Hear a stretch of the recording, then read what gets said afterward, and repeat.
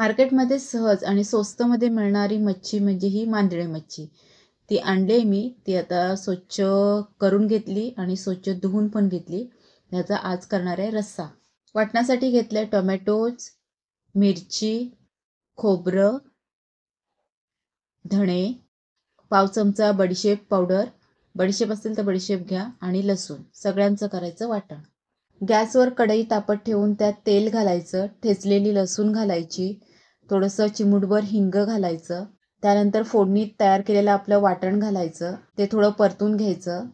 त्यामध्ये आपला घरगुती मसाला घालायचा, गरम मसाला, हळद. वाटणामध्ये मसाले चांगले परतून घ्यायचे. त्यानंतर पातळ घट्ट याप्रमाणे जेवढं पाणी हवं तेवढं पाणी घालायचं.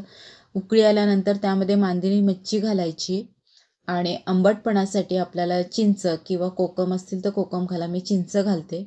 आणि हा रस्सा मीठ घालायचं आणि रस्सा शिजू द्यायचा. तयार होईल आपलं थोड्या वेळाने मांदेलीचं कालवण, थोड्या वेगळ्या पद्धतीचं.